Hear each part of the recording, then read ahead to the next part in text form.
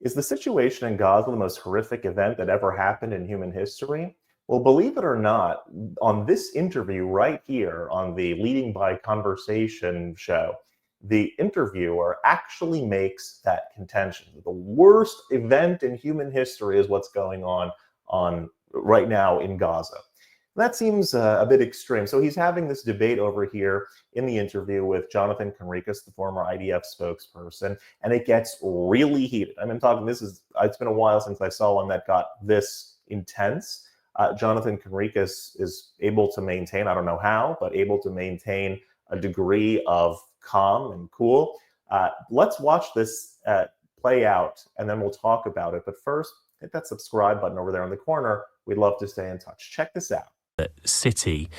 Jonathan Concricus is a former IDF spokesperson, and we're going to talk about this with him now. Morning to you, Jonathan. Good morning. Thank you for joining me. My pleasure. Thank you. So let's talk a bit about the plans that were announced by Netanyahu this week. The Israeli public seem to think it's a bad idea on the basis of these protests yesterday and opinion polling. Apparently, figures within the military think it's a bad idea. The international community certainly thinks it's a bad idea. Why would Netanyahu want to do this other than to satisfy the fanatics in his own cabinet? So the first thing is, I think we need to recognize that what's happening now is still, I believe, part of the negotiations between Israel and Hamas, the indirect negotiations. And I believe that what Israel is doing is trying to impress upon Hamas that if Hamas continues to refuse to hand over release hostages and continues to refuse to surrender and hand over their weapons, then this is what Israel can and eventually will do. I agree on the premise of your question that definitely the international so-called community doesn't want it to happen. Parts of Israeli society are not in favor, while other parts that are less represented in media are very much in favor of it. And I would say that most of the Israeli government is in favor of it.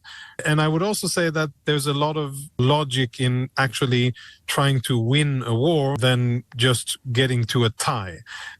To be clear, if the war ends as it is today, then sadly that will be a victory for Hamas. It means that they would have attacked Israel on October the 7th, and then through a series of actions and mistakes by Israel, eventually they will be able to get away with it. And I personally believe that that is not a good outcome. I agree, and I understand the concerns that many people have regarding the situation in Gaza, specifically the humanitarian situation, and of course, most importantly for me, what this would mean for Israeli hostages, that are 50 Israeli hostages that are kept by Hamas.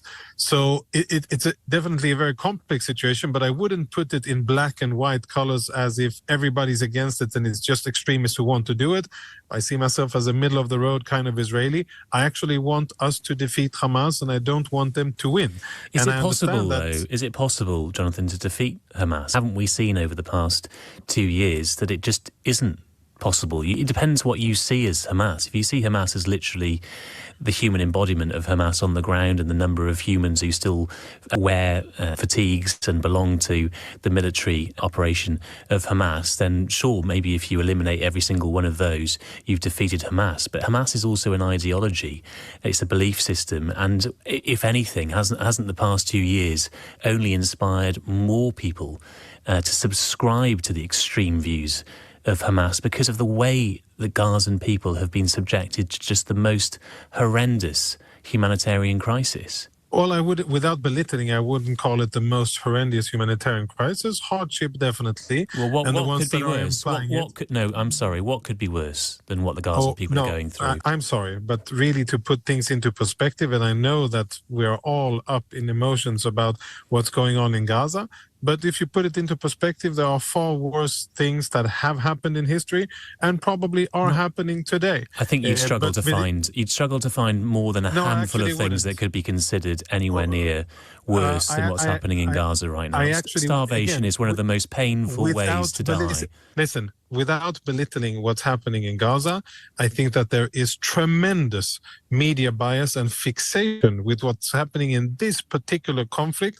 And sadly, the world is full of conflict and people that are suffering for various reasons. This is one of the most acute conflicts. They don't get the same number of civilian casualties in this war. We're talking about something like 60,000 Palestinians now, according to the Hamas-run health ministry. Are those civilian casualties? 60,000? That's according to the Hamas-run health ministry. No, even by Hamas standards, even by a lying terrorist organization, that number isn't civilian. That is the total alleged number of people that have died in Gaza, and that is, of course, not including and specifically saying how many of them were military combatants or terrorists. So if you choose to take the numbers of a terrorist organization and give them the legality of truth, then I think at least you should say that the Hamas combatives are part of that alleged number. So otherwise, you'd be misleading people into thinking that 60,000 civilians have been killed in Gaza, when in fact it's Hamas and civilians included. Okay, we can argue about the precise number, but you don't deny that tens of thousands of civilians have been killed in Gaza, surely. Even if the figure is 30,000 or 20,000, tens of thousands of Gazan civilians have died in Gaza. As a result of the war that Hamas started, yes, they have indeed been killed. So then why do you dispute that this is one of the most acute conflicts anywhere in the world? Why is it media biased to be focused on that humanitarian plight? How many times have you covered what's happening in Sueda in western Syria? Do you know that there's a siege on that area today and that around 200,000 Syrian Druze are cut off from the rest of supply of water, food, electricity? Do you know that their hospital has run out of everything and that people are dying there? Do you know that the Syrian authorities are cutting them off and refusing any aid to be let in? That's an acute humanitarian situation on the ground that, because Israel isn't directly involved and because it's not Palestinians, is getting absolute, maybe not zero, but maybe 1% of the attention. Again, I'm not being cynical here. I'm saying that, yes, people in Gaza are suffering, but I'm saying that the amount of attention that this conflict is getting and the almost automatic knee-jerk response that this gets from international media, it kind of put things out of perspective here a little bit. Yes, they're suffering in Gaza. What's the result of the suffering? The fact that they launched a war against Israel. The fact that they have Israeli hostages and that they refuse to let them up. We're going over arguments that have been well rehearsed, but I would just put to you, Jonathan, that it wasn't the civilians, it wasn't children who were starving now that launched the war. It was Hamas. Well, actually, it was civilians. If you want to make children did not choose to start this war. No, children did it. That I can agree. And children are dying. And if you're willing to go as far... Children are dying, and they don't deserve to die. The responsibility for those children dying is with the people who launched the war. And it's with their parents who supported Hamas. And I think we should be recognizing that. There hasn't been an election in Gaza for a decade or so. Right, but the last time that they were, who was elected and who has continuously been supporting the Hamas government according to... So they deserve their suffering. Polls. They deserve it, do they? No, but I don't think that women, children, and elderly... I'd appreciate if you wouldn't put words in my mouth. I'm perfectly capable of saying things myself. Okay. I'm saying that what you are taking away from Palestinians in Gaza is agency and responsibility for their action and their choices. And I'm saying that the way that you and many others I don't think we apply that standard to anyone else around the world. I don't think in any other conflict. I don't think in any other conflict. So, for example, in Syria, when there was civil war there, we didn't say, well, it's all their own fault because originally they did elect a dictator as their president who went on to rule with an iron fist. I don't think we hold civilians to that level of responsibility anywhere else in the world.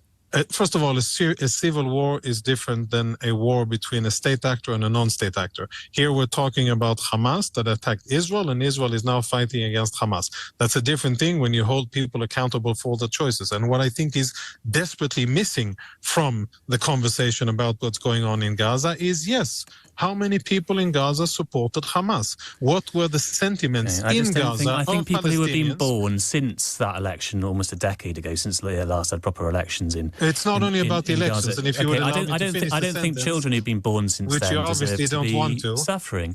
You've spoken a lot, Jonathan. Yeah, Let's not misrepresent our interview here. You have spoken a lot, but I find it difficult. With a lot of interruptions, yes. Some interruptions, because it is a two-way conversation. I think most people listening would disagree with you when you say that children in some way suffer because is some way justified. Their suffering is some way justified because of the political choices of their parents. I have not even come close to using that word, and I would again ask you professionally to represent. Don't try to paraphrase me. What I'm saying is that Hamas was the one who started this war. Hamas is accountable for the suffering in Gaza, and what Israel is doing is responding to Hamas's attack. Now, what I can agree with you 100% is that, unfortunately, Israel has still failed to achieve its objectives of defending itself and defeating Hamas. And a difference that I would like to impress upon you is that the fact that Hamas is also an ideology doesn't mean that you shouldn't fight it. It is an ideology, but last time I checked, the UK sent forces halfway around the world in order to fight the physical embodiment of that ideology, as it was in Syria and Iraq. And once they were military defeated, the UK forces went back home. It's a similar situation, only the difference here for Israel is that our civilians are in the line of fire. And if we don't deal with the threat, then the next time of the next October 7 attack, or however they will try to do it, is just a matter of time.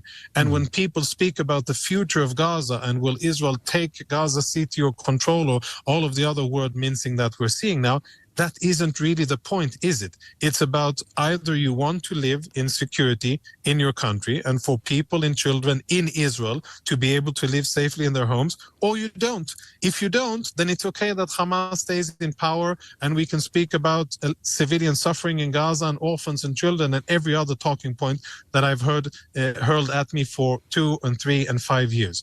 But from an Israeli perspective, this is about Israelis being able to live in their homes. And since October 7, they have not been able to. And I, frankly, as an Israeli, would want for that to be reality. Now, I understand that there's hardship in Gaza, and I don't want women, children, and elderly who were not part of the fighting to suffer. But the responsibility here, and so many times that's shifted on Israel, the responsibility is on Hamas. They started the war. They could have ended it a long time ago. They hold on to our hostages. They are using the Palestinians as their human shields, and I think that's missing from coverage. I don't think that is missing from coverage. I think there's been a lot of coverage of the part Hamas have played. Certainly, October the 7th, there was international condemnation. All of the media, in the UK at least, from what I saw, were absolutely clear in their condemnation of the actions of Hamas. The point that I pick up with you is whether civilians deserve to be suffering. And I don't really understand why you've raised this point about the fact that Hamas were elected unless you are in some way suggesting that those civilians are responsible. What I'm saying is that the civilians in Gaza bear the consequences of Hamas. And what Hamas did on October 7th and has been doing since, and again, I know this is an unpopular point of view, but on October the 7th, about 2,000 Hamas operatives invaded into Israel and murdered and raped and burned and pillaged. And then 3,000 Palestinian civilians came into Israel and performed all kinds of atrocities in Israel. And these were run-of-the-mill, ordinary men, young men, children, and I even saw a few pictures of women, not elderly, but I saw pictures of women coming into Israel. And when they dragged Israeli hostages back into Gaza, again, you may not want me to dwell on this, but the joy, jubilation, and public excitement of Israeli hostages being drawn into Gaza was vivid. Israeli hostages have been held by Palestinian civilians in their civilian homes. They have been jailed by civilians. Jonathan, so you cannot tell me... We've got to wrap it up, but I appreciate your time this morning. Look, this is a topic that people feel very strongly about. Jonathan, their former IDF spokesperson, lots of you texting in, some of you saying Jonathan's absolutely wrong, others saying, dare I even question him on it. This is always a topic, whenever we do it on LBC, that elicits very strong reaction. It's been a long time since I've seen a an interview that was so biased and so pushing in one direction without even the consideration. Jonathan Concricus, I don't know how he stays so calm, cool, and collected when engaging with an interview like this, but the interviewer was very, very biased in the agenda that he was trying to push. What is exactly is the suggestion? The suggestion is the suggestion that if a group of people attacks, if one country attacks another country, or one group attacks another group, that if there are children living where the group that attacked, if there are children living there, then the one that they attacked is not allowed to retaliate. Is that the contention over here? Because they say, well, okay, well, women and children have gotten caught up in it. Women and children are, yes, they were purposely caught up in it, because now media people like this guy and others around the world can take the suffering that unfortunately is happening to the civilians in Gaza and use that as a tool which actually strengthens Hamas. Hamas knew from day one that they didn't have the military capability to defeat Israel, that they didn't have the resources, that nothing that they had from a military standpoint, from a fighting standpoint, from a war standpoint, could topple the Israeli armed forces. However, they did know, and this is why they went in, they did know that they would have international compliance, international acceptance, media acceptance from around the world. And being that that was the case, the PR model, the PR war would be very much in their favor. The idea that you can't attack, you can't go get the people that attacked you because there are women and children living there seems to be a bit extreme. And when Jonathan Concricus also brought up some other examples of things going on right here in the world right now, other conflicts that nobody seems to cover, he just sort of deflected and changed the subject, this interviewer. One thing to keep in mind is that there are people out there, there are experts out there that actually study things like not only war, but study urban warfare. So people like John Spencer, for example, from West Point, an American, is probably the world's greatest mind when it comes to the study of urban warfare. He's the world leading authority. And he says that the precision to which Israel has operated in Gaza, despite the fact that unfortunately many civilians have died in the conflict, that the civilian to combatant ratio is something that the entire world could learn from. Even now, 2 years later, this is the idea, because again, sympathy, yes. Empathy, even, yes. Sadness, yes. We can feel bad for civilians in any war zone. But those that actually study war, in particular, that study urban warfare, have said that Israel is doing a job that is extraordinarily precise given the nature of the war that they're fighting. When you're put into an impossible war situation where the militants break every bit of international law, they don't even wear, he was talking about wearing fatigues, they don't even wear fatigues, they dress like civilians, they act like civilians, they embed themselves among civilians, physically, dress-wise, everything is embedded within the civilians so that the more civilians will die in the conflict. And so when you're fighting an impossible war, the way that the fact that those numbers are what they are, and we don't even know the true numbers because they're all Hamas numbers, that the ones that are go around the world media, yet the numbers would be much higher if Israel was trying to purposely kill civilians. When you fight an impossible war, it becomes more or less impossible to do it in a way that it's going to look very good and precise. But Israel is doing the job that they need to do, should continue doing the job that they are doing. And ultimately, Hamas, the ideology, should be removed from the world and the hostages should be returned. If you like this content overall, hit that subscribe button over there in the corner. We'd love to stay in touch. Take care.